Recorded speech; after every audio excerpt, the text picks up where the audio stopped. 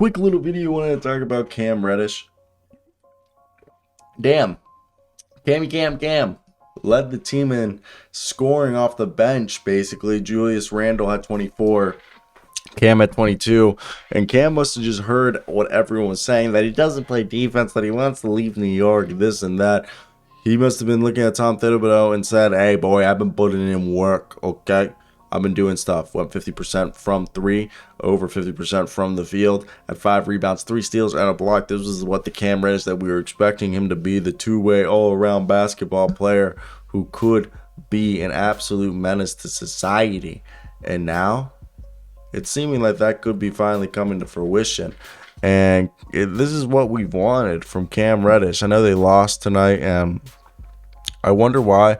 I wonder what the lineup's going to look like and everything that's going to go down. It is a bit of a strange situation, because when you look at stuff like this is like never what you want. But I do find it definitely interesting, to say the very least, because when you have a guy like Cam Reddish, top former lottery pick, they didn't extend him, so he's going to go into, I believe, restricted free agency. And I think that's going to be something. I want to hear your opinions down below. That what did you guys think of this game? Was it this could be something great, okay? Like, this could lead to something, Cam Reddish being a regular player, maybe even a starter. Because if you look at the starting lineup right now, if you throw, RJ Barrett, Cam Reddish, Julius Randle, Jalen Brunson, Mitchell Robinson, that'd be cool. Or you could even go small, Julius Randle at center, Cam Reddish, RJ Barrett, Quentin Grimes, Jalen Brunson. That's a lot more perimeter defense than they've had lately. And that could honestly, I don't know if it'll be a difference maker, but it could really, push the needle in their favor. As I don't want to be, brass, but I think that's something that they could benefit from, getting themselves a, more perimeter players and just playing out more in space than,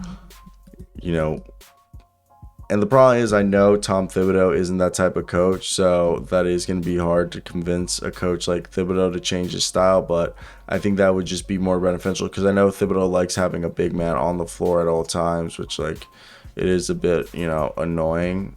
I will say, to the very least, it is quite frustrating, because you're there and you're just like, this is not what we're trying to do, man, at all. And yeah, I just hope that this is something that they can figure out sooner rather than later, and that it ends up being Cam Reddish, a good player who stays in New York. I like him in New York, and it's just sad what happened in Atlanta. I mean, obviously, can we blame some of it on Cam? Yeah, we can, okay? He probably didn't 100% do what he had to do, but you can't entirely blame it on the kid, okay? He's just a kid, and I think that's the part of it that people need to realize, is that, dude, the kid's my age, 22, 23? He's a young freaking man, okay? Still, getting his ears wet in this world. So I just think we're really hard on young men way too early.